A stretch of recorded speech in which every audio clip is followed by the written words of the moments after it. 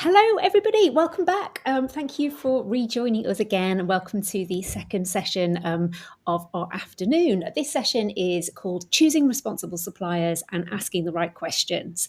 So we're going to be exploring some of the things that travel agents should be aware of and some of the questions that you can ask of the suppliers that you're working with in order to help you separate those that are operating responsibly from those that aren't really putting so much of a focus on this. It's always a bit of a complicated area, and I don't think anybody expects travel agents to be fully expert on any of this, but it's just about really empowering you with some of the things to be aware of and what to look out for, what you can recognise in supplier that is doing the right things so that you can try and work more closely with them. I'm joined by EasyJet Holidays Senior ESG Manager Scott Lawson. Hello, Scott. Hi everyone, thanks for having us. Great to be here. Thank you so much for being here, Scott. And also Intrepid Travel's UK and Ireland Director, soon to become Chief Marketing Director of the whole world for Intrepid, but still very much our UK and Ireland Director in the meantime. That is Hazel Maguire. Hello, Hazel. Hi, lovely to be here.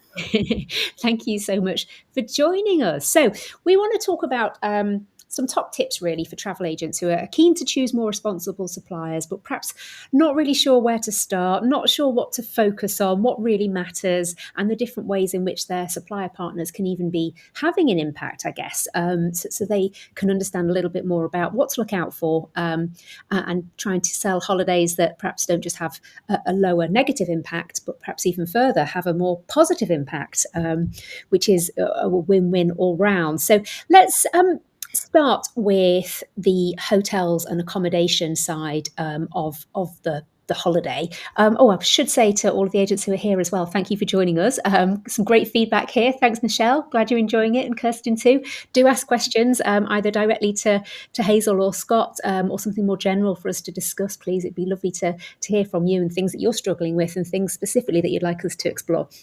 But as I say, starting with the hotels side of things, I mean, gosh, there's hundreds of thousands of hotels in the world, aren't there?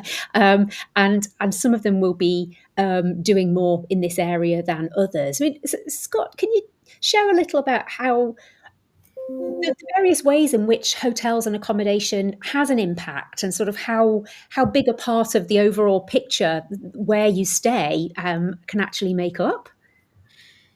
Yeah, so like you say, Pippa, there's obviously thousands and thousands of hotels within our own portfolio. We're approaching up to almost 10,000 properties. So, it's difficult, right, to understand who's doing a great job and who's doing well in certain areas. So, as a baseline, we look at certification. So we use globally recognized sustainability certifications such as the GSTC recognized standards.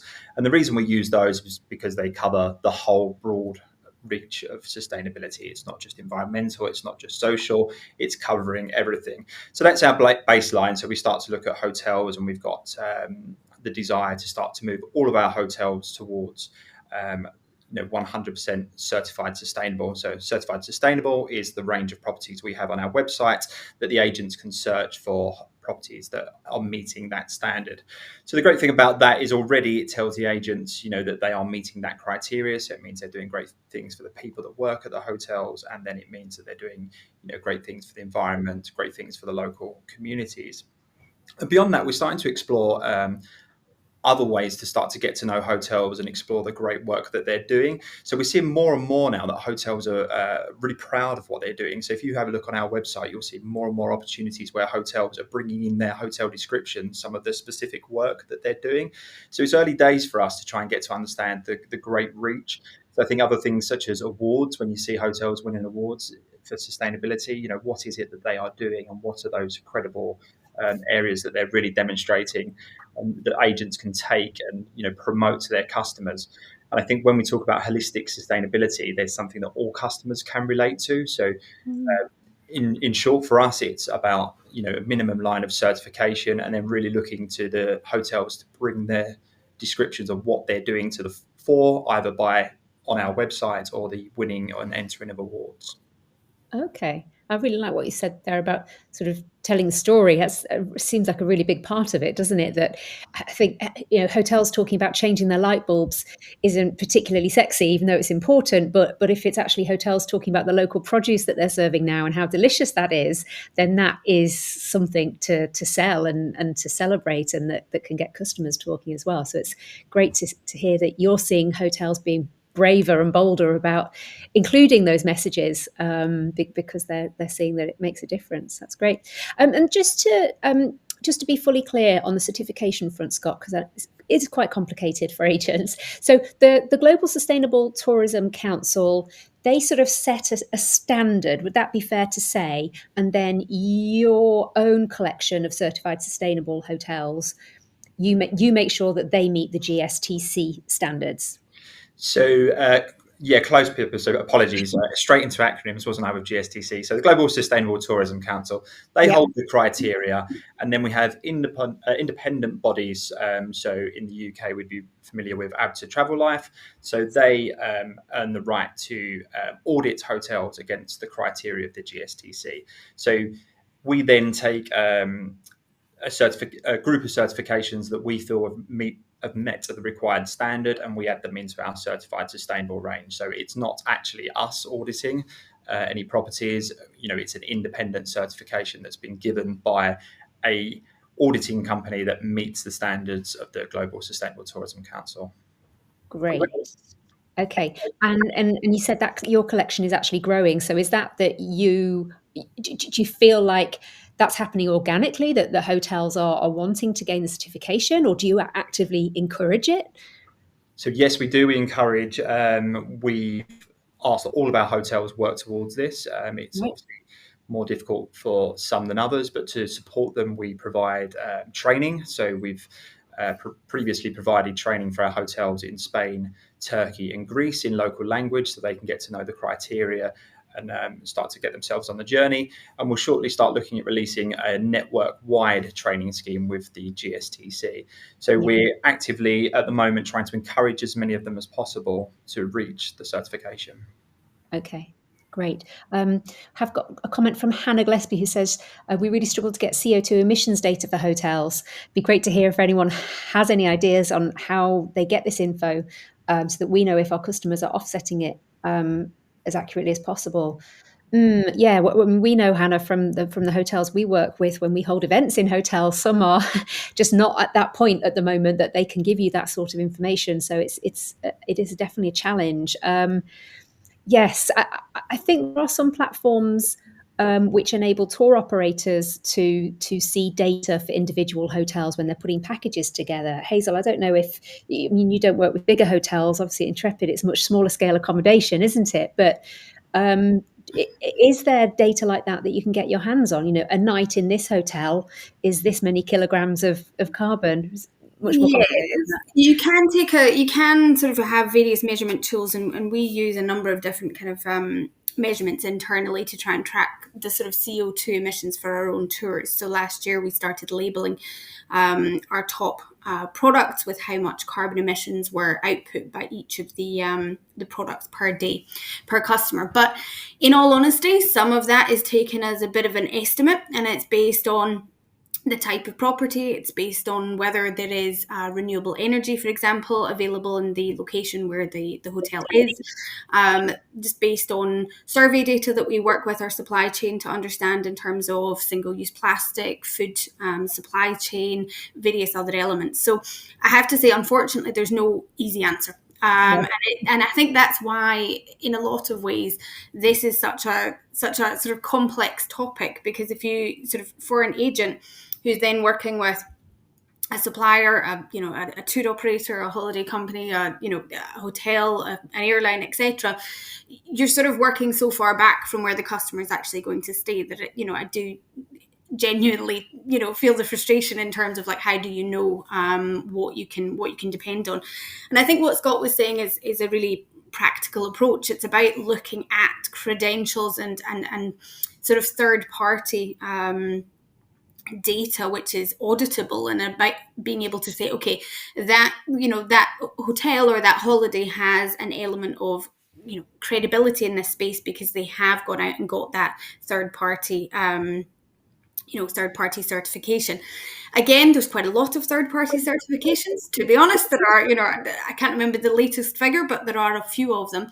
But I think the good thing about, if it's a good third-party certification, what you will find is that they will update with, there'll be updated models that they'll use every year. They'll be very transparent about the criteria that they use to award these certifications to partners. So these are the types of things that I would say, use them as a good sort of benchmark, I suppose, of good practice.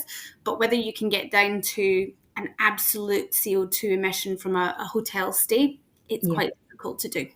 Or it would be very generalised and not necessarily, not quite as specific as you might want it to be. Yes.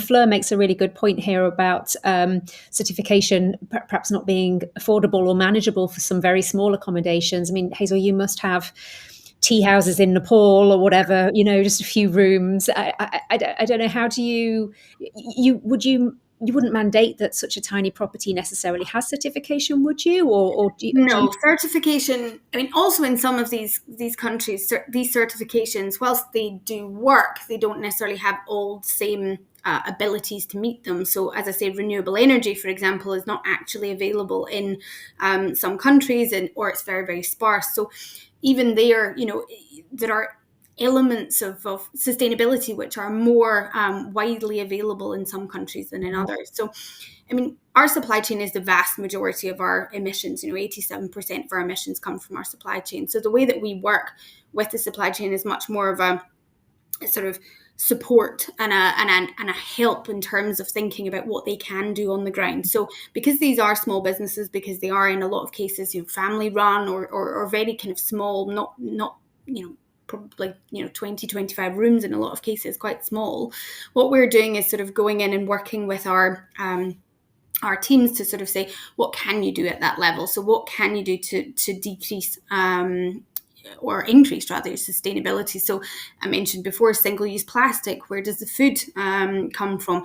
Are you using a sort of a breakfast buffet, for example? Can you cut that down to individual breakfast servings rather than having a buffet? There's various things that you can do on a local level, a hyper local level, that actually can help even the smallest of properties.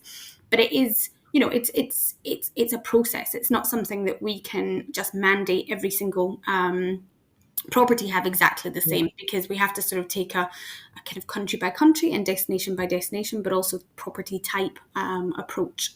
Yeah. And I suppose that's the great thing about selling a customer onto an Intrepid travel tour rather than them sort of going it alone, is that you've done some of that work already, and you can say that the choices you've made and the partners you're working with are going to be the better ones in any given destination. It ladders into our own certification. So as a B corporation, we have to report against a number of different elements, whether they be environmental, but also social, because that's the other element. And Scott mentioned it as well. This is not just about decarbonisation, although it's a huge part of sustainability and it's something we have to see some real significant progress on. But it's about things like making sure that the money is staying in the local community so that the property is locally owned. Are we looking at properties which are,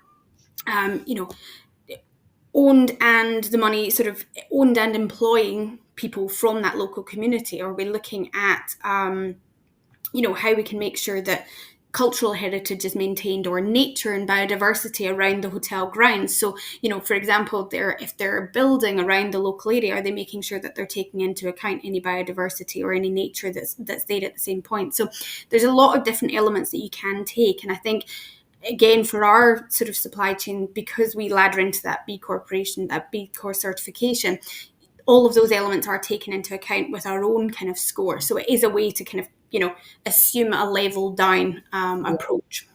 Yeah. Perhaps you could just quickly remind our audience what B Corp is, Hazel, just in case there's some agents that are not quite sure. It's worth underlining that, I think. Yeah, absolutely. I'm doing the same, just throwing acronyms around. So B Corp certification it's quite a holistic certification in that it covers not just environmental, but it covers our supply chain, it covers our employees, it covers our governance as well, and the way that the business is actually run. And what that means is that you're scored across all of these elements and how well the business is set up to improve the lives of the employees that you have, of decarbonising and making steps forward in terms of your environmental impact, making sure that you are paying your suppliers fairly and that they are part of the holistic whole of how you look at your business, that it's not sort of done for the good of profitability and nothing else. So it's looking across all of those elements, and then what happens is every 3 years you recertify, and the aim is to try and increase your score each 3 years. So we've now gone through our third recertification. We've just had a score of 102.5, which was released at the start of this year, which an increase, thank you, from 91.5 3 years ago. So it really is a way for companies to benchmark themselves and then also look to improve. So it is a really good way, or we felt it was a very good way for us to sort of push ourselves to demand more from ourselves, really, and to make sure that it's front and centre in terms of making improvements in the business. Yeah. And we should say other B Corp certified tour operators are available. They absolutely are. I mean, I don't know. Sorry, Scott, I'm going to let you speak in a second because I feel like I've been speaking too much. Apologies. But Intrepid is part of Travel by B Corp, which is actually a collective of travel companies who are all B Corp certified. And in fact, TTG are part of that group as well, for transparency. But it's about sort of coming together to let people know that there are, what the benefits are of making selections on that basis as well. So it's a good organisation as well for people to look at resourcing, and also there's information and things that's shared more widely, not just by members. Yes. Michelle asks, is B Corp internationally recognised? It definitely is, Michelle. Started in the States, actually. I was reading some research recently that recognition of the B Corp logo and movement is at about 38% in the UK market now. So it's climbing and climbing. Joe says lots of customers now asking for a B Corp supplier. That's really interesting. Thanks, Joe. Scott, back to you.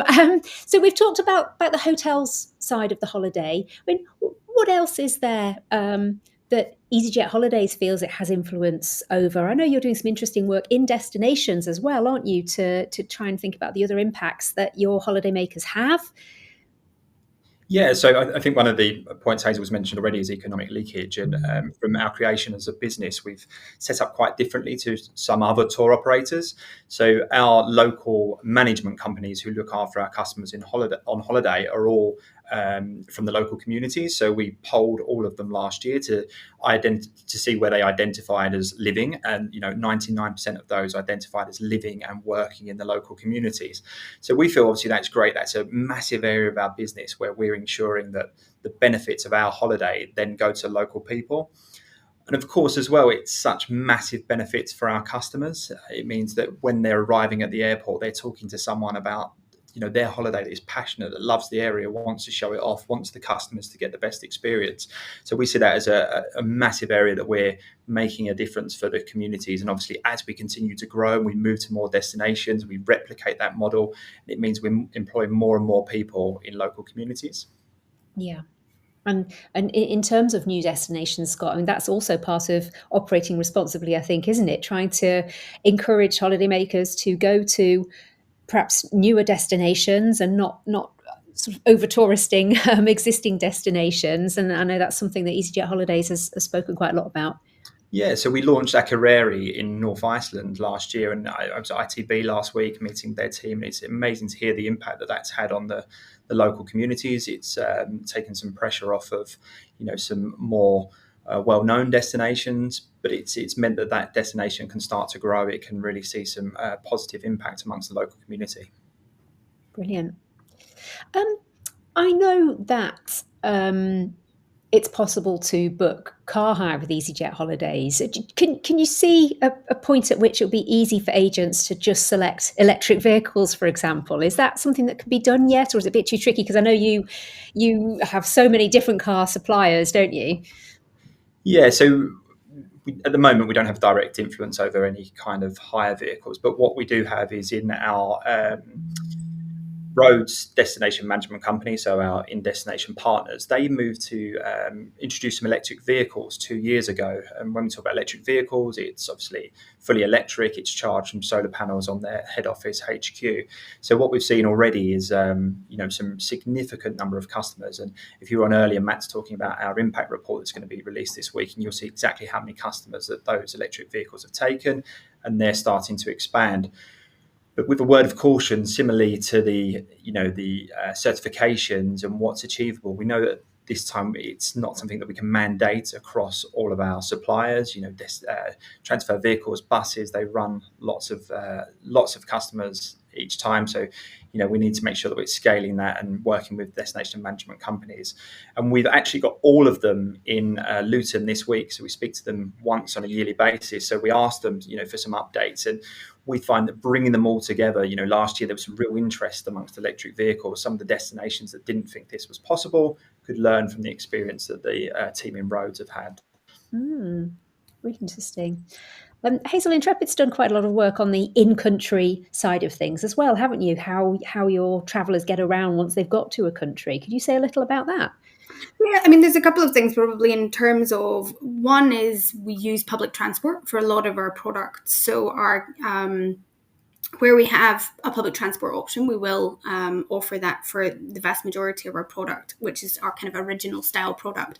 And not only does that give us a better, I guess, a lower carbon option for getting around, but it also means that people are traveling with other people from the country. So in a lot of cases, you're actually fostering some connections and some conversations, which we get feedback from our customers that they absolutely love it. And actually, it's given them sort of one of the highlights of their journey. For example, in Vietnam, we take an overnight train.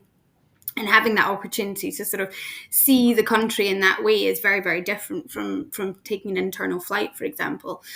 So there's that element of it. And the other one is actually electric vehicles. So it's another way that we've been looking at how we can address sort of decarbonisation on the ground. And a couple of examples, Sri Lanka, for example, in 2022, this came about more by chance insofar as they were having sort of massive fuel shortages in Sri Lanka, and we didn't really feel that it was appropriate for customers who were still travelling in to be taking fuel away from people who actually live in the country and need to get to work.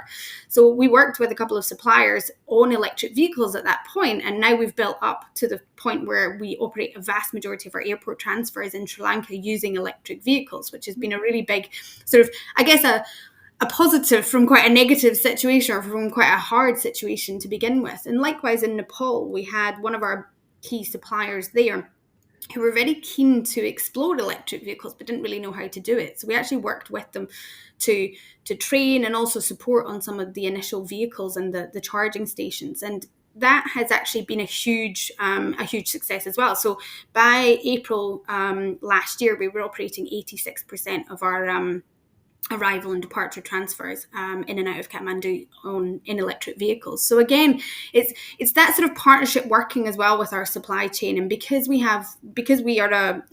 own our destination management companies in most cases, so we've got around 30 destination management companies around the world. Our local teams are really passionate about finding these opportunities on the ground and really bringing them to life, and so much of this is actually driven regionally and locally in country by the general managers and by their teams in supply chain and contracting to make improvements on the ground, again, which then kind of ladders up into that sort of global view that we would report on in our integrated report. But actually, as I say, having that kind of ownership regionally and locally means that it's just people just feel so inspired to want to do something for their own country as well, which I think is fantastic. And we see examples like this as really hugely positive change. Yeah. And Marie says she's off to South America next month with Intrepid, and she's very excited. Have a great time. Michelle asks about animal welfare. Michelle, I know both of the companies that we're chatting to here do have very stringent animal welfare policies. We do have a whole session on animal welfare on Wednesday, so perhaps if we could make sure you come back to that one, Michelle, there'll be much more in-depth conversation there on animal welfare specifically, or we could do a whole hour on it now, which we've got a few other things that we wanted to cover, but thanks for the question. So we've talked about where holidaymakers stay, we've talked about how they get around when they're in country, perhaps if they're moving around, such as on an Intrepid tour. We've talked a little about what they see and do. Elephant in the room is how they get there. For most, not all, in Intrepid's case, most of your products, your holidays do involve flying. We're not implying for 1 minute that travel agents shouldn't be selling holidays overseas. We know that traveling has so many wonderful benefits as well, which justifies doing so. A couple of top tips always apply, I think, don't they? Try to fly direct rather than taking connecting flights, because that tends to reduce the carbon footprint of a flight. Traveling in economy, much less carbon intensive than traveling first class or by private jets. Just the facts. That's how it works. But some airlines doing more in this area than others. And Scott, you're not from EasyJet. You're from EasyJet Holidays. But I assume you know a little bit about what EasyJet is up to, and they are making some good progress in terms of reducing carbon emissions. Yeah, great to hear the checklist there. Of course, people, we fly direct to all of our holidays, and of course we're fully economy, so we seem to be doing a great job there. So yeah, we're really proud. So obviously we are EasyJet Holidays. We work as two separate ESG teams because we think that allows us to spread the benefit of what we're doing across two different focus areas. And we use EasyJet as our biggest supplier for our flights. It means that obviously there is an elephant in the room, as you say, when it comes to carbon, but we're really proud of what the airline are doing. They are really genuinely putting a lot of focus and effort into their carbon reduction plans. And that mainly centers around the introduction of hydrogen as an alternative fuel method. So they're working with the likes of Rolls-Royce and Airbus to test engines. We know they're actually physically testing at engine stage already. They're finding solutions to how you run the aircraft with carbon, but also hydrogen. They're also looking at how do they store, how do they produce enough carbon, how do they make sure that the whole airport experience, beyond just the aircraft, how can they run the baggage trucks, everything else that the aircraft relies on for a successful operation via the use of hydrogen. So we catch up with them regularly. We're really excited to hear how they progress. So hopefully perhaps in the future it's something that we could bring to share more on directly from the EasyJet team. Wonderful. Sounds like it's moving in a positive direction. And Hazel, what should travel agents think about the whole carbon offsetting picture? Because they might see tour operators talking about that, planting trees on behalf of customers and things like that. What's Intrepid's take on the carbon offsetting concept? So carbon offsetting, it's a hugely, not only political, but also it's been besieged with a lot of problems over the last few years. I think carbon offsetting, if we go back sort of 10, 15 years, was seen as the sort of, the plaster to solve the issue. And it's about sort of putting money into projects which will allow for carbon to be taken out of the atmosphere at the same rate as you're putting carbon into the atmosphere with your own company sort of operations. Now, the problem with that is you're still putting the carbon in and the carbon's coming out, and at the same point, it's not solving the problem at the end of the day. So we've moved on a lot since then, and as an industry, and also just more broadly as carbon offsetting. We still use an element of carbon offsetting for our own emissions. But we've moved a lot also to look at decarbonisation, and that really has been the main focus of Intrepid over the last few years, has been about those difficult business decisions about how to actually, decarbonize the business rather than just offset. And I think, we've been very open about the fact that it gets harder and harder. We've taken the, I guess, for want of a better word, easy wins in terms of taking maybe some of the internal flights out of products where it was easy to do so. We're now at the point where some of the internal flights remain where there really isn't another viable solution to get from A to B without flying. So it definitely is, it's a conversation that goes on in our business from sort of board level right the way down, all the way through our local operating companies and our sales and marketing regions like my own, because it's so important that we do, actually take carbon out of the supply chain. But is it an easy answer? No, it is not. It's something that, I think the best advice I would give is that best to start with small steps than no steps at all. We released an agent's guide to understanding sustainable travel last year, for example, and it's a document which addresses some of the myths. It also has some further reading. It addresses some primary steps that perhaps agents can take in their own businesses to consider their own decarbonisation and their own sustainability plans. So again, it's about progress, not perfection. So we are but nowhere near perfection ourselves. And, perhaps sometimes people look at Intrepid and think we're doing lots and lots and lots. Well, we are, but at the same point, we've still got a lot to do. And I think taking those first steps and thinking about what you can do individually or within your agency, that's huge. And it's a huge part of, us all working together as an industry to say that traveling is a huge benefit and a huge privilege, and we want to continue to be able to do it for years and years to come. So all of us sort of coming together and saying, what part can we play in decarbonisation? It's a huge win, and it'll help us all kind of come together and work together for that better future, and being able to travel for many, many years to come. Yes, thank you. So it sounds like carbon offsetting, not inherently a bad thing, can be a good thing, but if that's all a travel company can talk about, if they can't talk about working with local communities and working with more sustainable accommodation types and those sorts of things, if all they're talking about is carbon offsetting, they're perhaps only at the very start of their journey. And I've got perhaps Probably a little bit further to go. Yeah. Yes. We've not got too much longer left, but I'm just interested to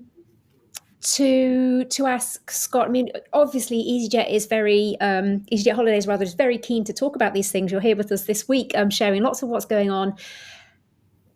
For travel agents that want to ask these questions of other supply partners, do you think they should be bold enough to send emails in, ask these questions to their BDMs or whatever it is? How would your team respond if one of your travel agent partners asked you all of these questions?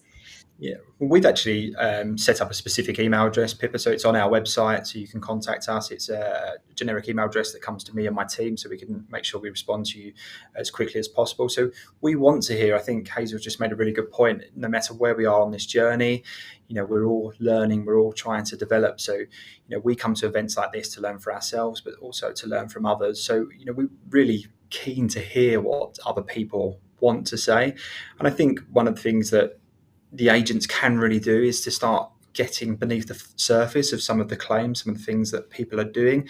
I think we need to start judging, people's actions rather than their words. I think what we're really conscious of here at EasyJet Holidays is how do we take responsibility for our impact. There's lots and lots of great projects in the world that people can do, but we're really focused on making a difference where we have the most impact. So I think, agents can really start to look at the companies that are doing well, really get beneath the skin of some of the words and strategy, and start to call out potentially some of the areas where people need to show further improvement. So for us at EasyJet Holidays, we're more than welcome. We'd love to hear anything, and if it's a challenge for us, then we'll rise to that challenge, and be great to talk to anyone that wants to talk to us about this.